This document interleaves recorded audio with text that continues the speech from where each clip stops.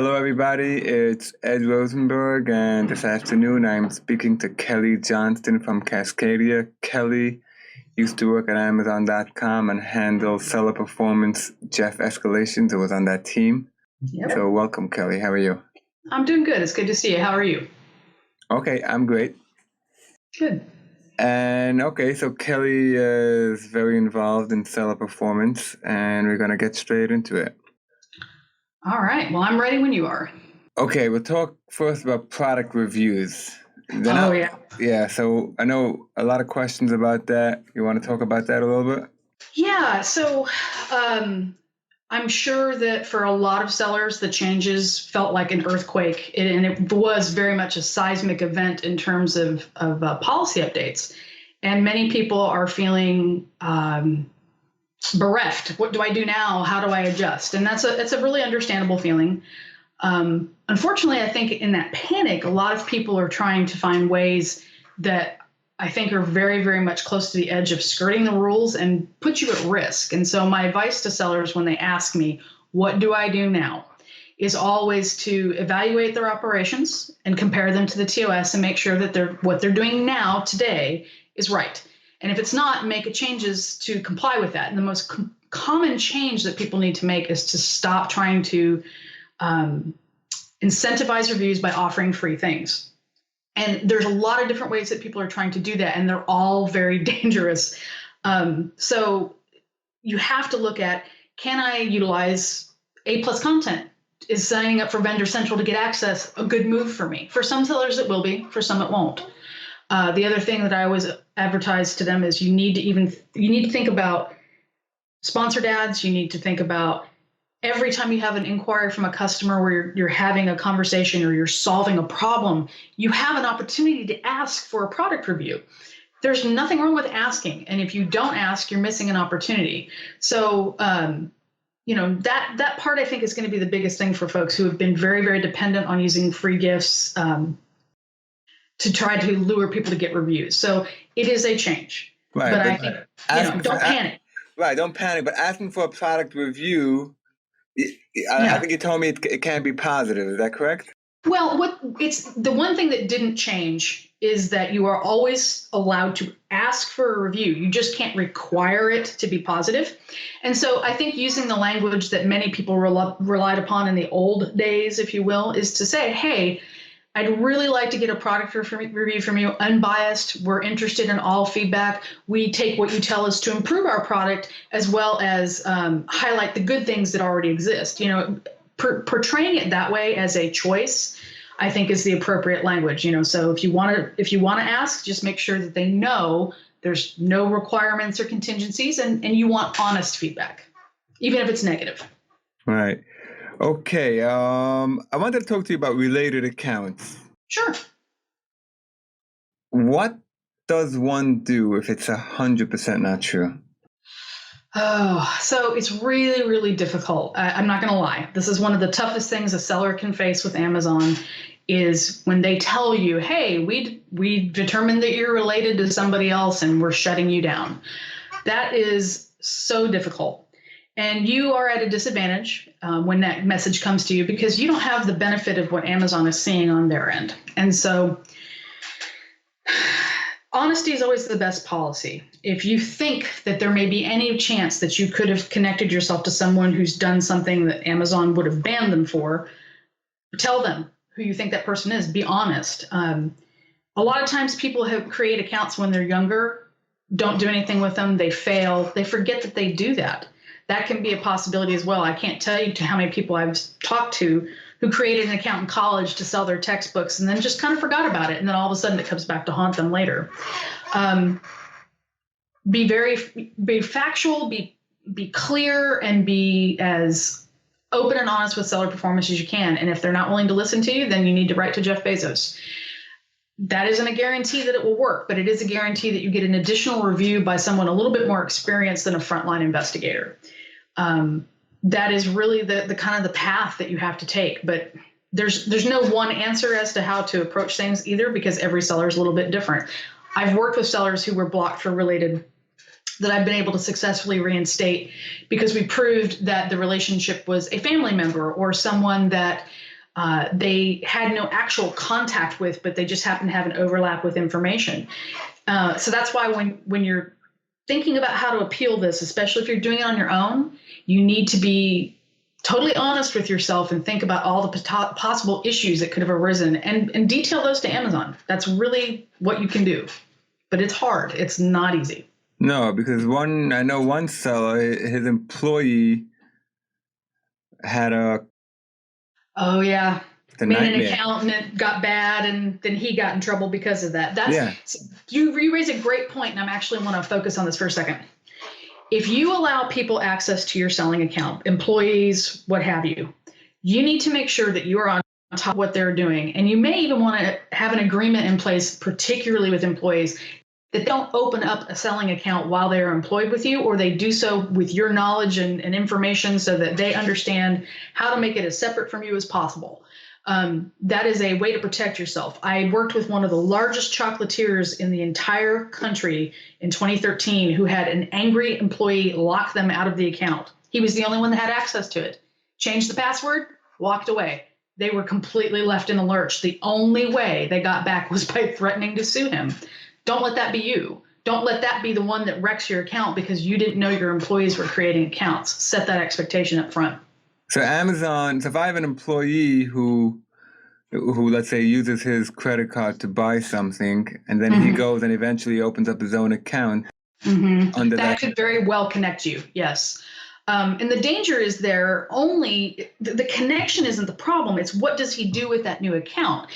If he uses his personal credit card to buy something through your account or somehow connected with your operations, and then uses that same card with his, that could connect you. If his account fails in any way, that doesn't look good potentially for you. Now, there's a lot of variables at play that could negate that entirely or could really hurt you. And so, again, safe than sorry, preventative.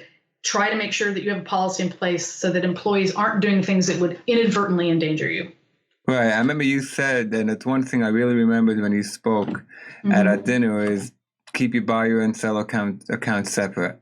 Yes, that's a great point too, because they're very different in Amazon's eyes internally, but to you, it's supposed to be a seamless customer experience. And many people use the same account to buy and sell.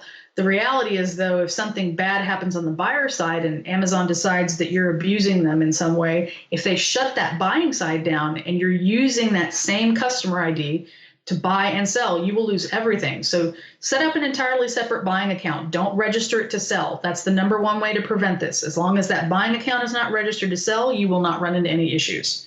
It's when you do both on one. And it's not about the email, it's the customer ID that's generated. Right. Okay. Safety incident warnings. Oh, fun. My favorite. What's going on there? Lots. That program launched in May for those of you who are fortunate enough to not have dealt with it.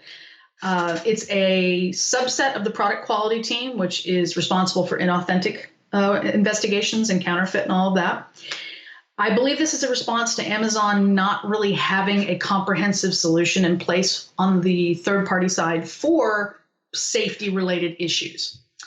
There is a product safety team, but they're retail focused, and they've been around for a long time. And I worked in that team along with my business partner, Rachel Greer, for a little while.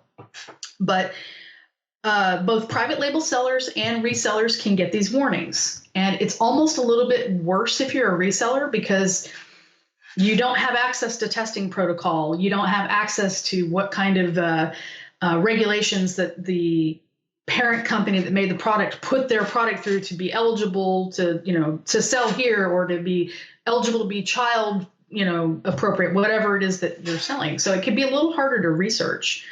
Take these warnings seriously because Amazon is very much doing so. I'm not seeing a lot of suspensions around it, but people are losing very high selling product.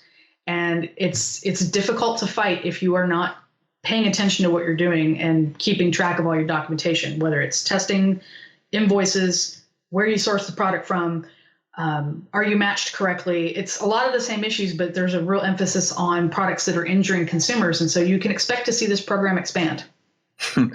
Right, but sometimes you can tell that it's just an algorithm, when you're dealing with like an inflatable microphone or something and somebody cut themselves while they were opening the package.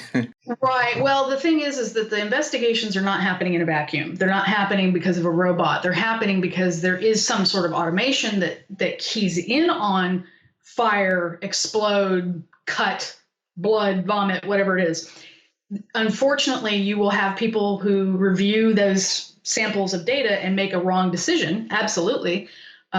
Because context matters. It's no different than the complaints that get generated for inauthentic. When a buyer says something like, "I absolutely love this product I bought from Ed. It's so much better than the fake one I got from Joe," Right. and then they hit on fake, and you get the complaint, and you know for fact by looking at that context says, "Oh, they're saying this is better than a counterfeit." Right. So I think that does happen, and so, regardless of whether it's right or wrong, sellers, it's your responsibility.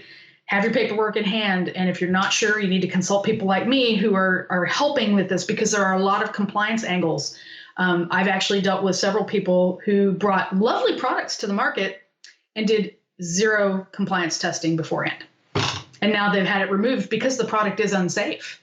And they're trying to figure out how to fix that. They're stuck with 100,000 units of stuff they can't sell that they're probably going to have to destroy. Don't let that be you. Right. if you're private label, don't let that be you, please. Right. I'll still be here to help, but that's an expensive mistake.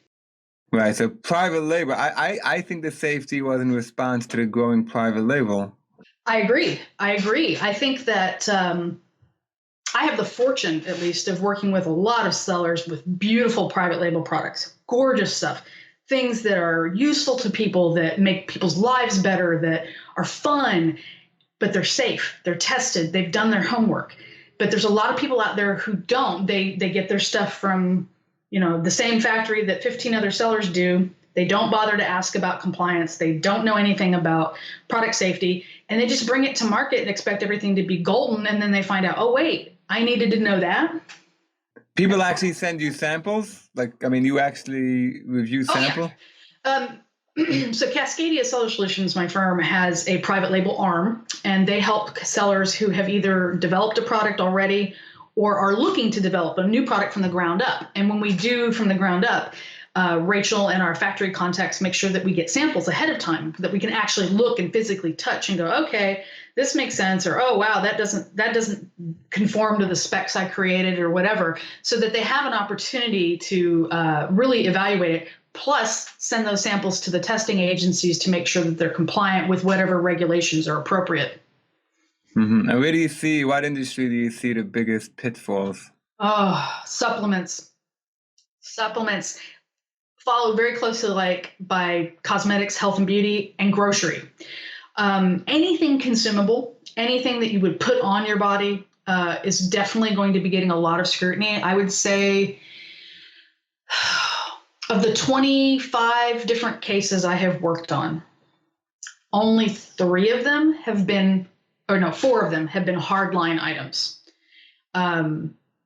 That were not in any way consumable, that were not things you put on your body. Everything else was a supplement or some kind of food or some kind of cosmetic. And some of them have been very difficult to get reinstated, even when we had extremely good documentation to back up the fact that the seller had done their due diligence. So it can be very hard. Yeah. I mean, that I know with Amazon, Yeah, there's never a guarantee, no. Right? But even sellers who are really well prepared, I think, are struggling to adapt, because this is a whole new enforcement for them. And there's so little information. I mean, and you probably have heard this too. Sellers getting these warnings aren't being told what the safety problem is. So number one thing, if you're a private label seller, check your product reviews. Amazon is, I can promise you that. 2, look at your returns, then your claims, then your buyer contacts. If you are a reseller, you're a little bit more hamstrung because you don't have access to reviews, because you probably didn't create the ASIN. So returns, claims, buyer feedback, those are going to be the areas where you have the most, I guess, data. The other thing is make sure you're sourcing from legitimate places. I heard a saying not long ago that I think really encapsulates this whole problem. There are no legitimate but unsafe products. Now, one could argue that Samsung might not fit that bill right now. Sorry, Samsung, please don't hurt me. But it's true. A truly legitimate product should be safe. It should have passed all of the muster and tests that it needs to. So if you are not certain, if you can't vouch for that provenance of that item, please think twice about putting it in the marketplace. It could harm somebody. And you don't want that. You don't want that on your conscience. And you also don't want to lose your account because of it either. Right. Let me ask you a question. You worked in Amazon, and I posted about this today. Mm-hmm. But I just want to, and I'm sure you heard this while you were working at Amazon. Why wouldn't Amazon clarify what the issue is they're having with the seller? That's a great question. And I know it's a gigantic source of frustration. And so for all of you out here who are watching this, please know I share that frustration. And I understand it because you want to do right. I think 99.9% of sellers, they're in this game to make their life better, to support their family, to be fulfilled. You want to do the right thing. And then you get this warning and what did I do? What's wrong? I don't understand. So there's a couple of reasons for this. One of them is that Amazon does not want to lead you to tell them what they want to hear. So perfect example, a seller gets a complaint for condition. Maybe Amazon says, hey, we have been complaints that you sold this item is used, or new, but it was really used. And then you have to backtrack and reverse engineer and try to figure it out. Well, you're lucky you have that much information, right? Because at least you know what the complaint is. It's now figuring out why it might have happened. With these safety incidents, they're telling you nothing, right? And I do believe it tracks back to Amazon feels a certain sense of legal liability. They don't want to put too much information out there until they have had a response from the seller. But this seems to me to be a prime example of where transparency would be better. If Amazon said to me, Kelly, your product burned a customer, I would want to know that, especially if it wasn't visible to me in a product review, because if somebody complains to Amazon directly, you will never see that. So to me, I disagree with their choice of not being transparent. But from why, I think it's a legal liability issue, and I think it's in line with their general policy of giving you very little information when they warn you and expecting you to do the work to find that root cause. That, to me, is the why. And this is all from seller performance. Well, keep in mind that the product safety warnings are part of product quality. Product quality does not use their own signature. They look like seller performance, but functionally, they're completely different teams. Now, seller performance does the same thing, though. They largely will not give you any information about their source of information, how they got the complaint or whatever. So this is an Amazon-wide policy in general, but I think product quality takes that to an even stronger extreme in some ways. They want you to figure it out. They do. They want you to do the work and look backwards and do that root cause analysis. And on one hand, I support that because I think it helps sellers to be better. But on the other hand, the ability to do that is somewhat limited by Amazon's limited tools. I mean, let's face it, Seller Central has a lot that it could do better with. So it's a difficult proposition. And that's where I think turning to your mentors and turning to your community to ask questions and get help, hiring professionals when needed, those things can help you navigate, but ultimately that's really the root cause thing. Amazon wants you to figure it out and show that you understand and fix it. They don't want you to tell them what they want to hear, because then no one is served and the problem is not fixed. Right. Okay. Now leads me to the next thing, the new seller health dashboard. Oh yeah. Yeah. So basically anybody that voted for Hillary Clinton says at risk. I had to get one joke. It's all right. It's fair. No, but it's nerve-wracking, isn't it? Haven't you talked to people who are panicked? So when this launched last Friday, one of my biggest clients came to me just shaking. He's like, what happened? And I looked and I went, this is interesting. So what is it? I believe that this new dashboard is intended to highlight product quality and safety issues front and center for sellers. And I like the presentation of it. The problem is that the data is wrong. For my particular client, he had a number of warnings in the inauthentic and product safety fields that he had never seen before. He had never gotten a warning. We went back and looked at his Seller Central together. There was never a warning for any of these. And here it is offering him a chance to appeal. So he was really worried. So why did he never get these warnings? Why is he now suddenly at risk for something he knew nothing about, right? I had other sellers who had things that they had successfully appealed still showing in the dashboard months afterwards. So in short, here's my armchair quarterback analysis of what happened. This has been a project that's probably been in works for ages, but they launched it on a Friday in the middle of Q4, broke it. Now, those two things should not have happened because you're not supposed to launch a new tool on Friday or Monday. That's the engineering rules. You don't do that, but they did it. And in the middle of Q4, the busiest season.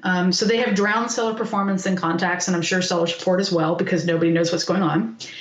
And 3, why would they launch something that's broken? It probably wasn't intended to be, but it clearly is not connected to the appeal system.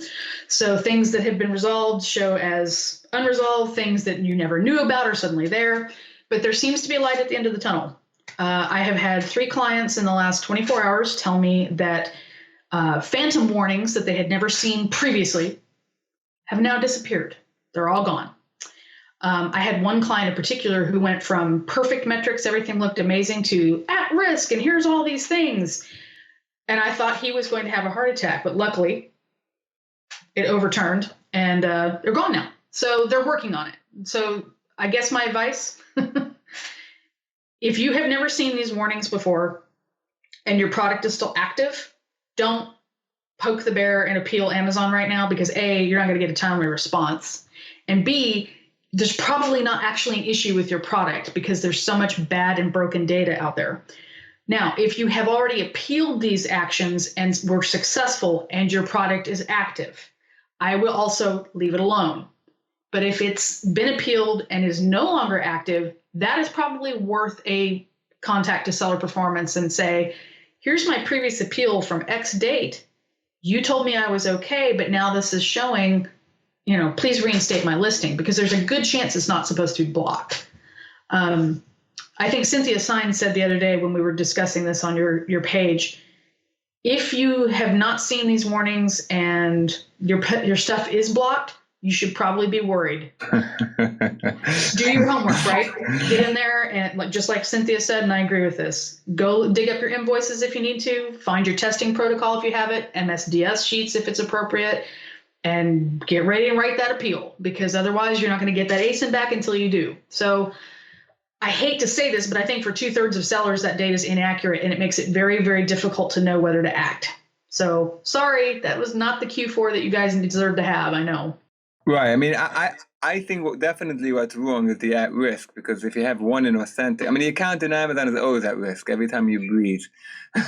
It's really unfair, don't you think? I mean, I would love in a perfect world where it was so easy to spot the people selling bad product and that it was so easy to prevent that from getting to the marketplace. And I understand wanting to have a zero tolerance policy to a degree, but sellers are so commonly victimized by buyers who lie about the condition of items or are so mistaken. They see something and they just go, oh, that doesn't look the same. It must be fake. And unfortunately, the media, I think, has kind of driven that hysteria and lots of confusion. So yeah, it's a terrible seller experience. And I think that going from good, fair, and poor, which is what it used to say, to either you're fine or you're at risk, that doesn't leave much middle ground, especially when you look at your account, like my one client, pristine ODR, 100% positive feedback, 100% FBA. So there's no fulfillment issues, no claims, no chargeback, and here they are at risk. It's panic. I mean, people have to be taking tons of heart medication this week. I just don't even know. It's really frustrating. So yeah, not the most well thought out launch that they've ever had. I have to say. I mean, what bothers me about Amazon, the way to deal with seller performance and sellers, is that Amazon is capable of doing everything. They could put people on the moon, and the one thing they can't do is communicate with sellers. Yeah, I know. And having been on both sides, having lived inside the machine, having been active in the selling community as a seller and now as a consultant, I really feel like this is one of those opportunities where Amazon would benefit from having more concerted discussions with sellers. Um, you have so much to offer. You use their tools in a way that I don't think that they even understand. And the consequences of these actions are so extreme and severe.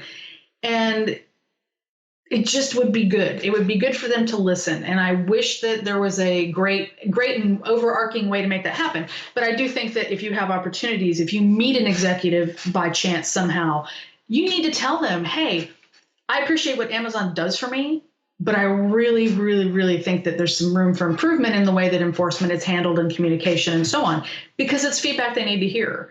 It's no different than when you're having products, you're getting a product you like and then it breaks on you. Well, of course you're going to tell that, whether it's Apple or Samsung or, some other company, you're like, hey man, I love your product, but it's breaking on me or it's doing this. It's no different to me. I think they need to hear it. So it's just getting it to the right places. Yeah, we're working on it, Kelly. That's right. That's right. One day at a time, baby steps. Right. And so, communicate when you can. If you get those opportunities, if you happen to meet really big folks in Amazon, talk to them. They want to hear it, but, you got to get to them. And that's not always the easiest thing to do. So. Right. Okay, Kelly, that was extremely informative. I really appreciate it. Anytime. And like always, we'll keep in touch. Absolutely. And thanks, group. I enjoyed it. And you know where to find me if you have questions. Okay, thank you. Bye-bye.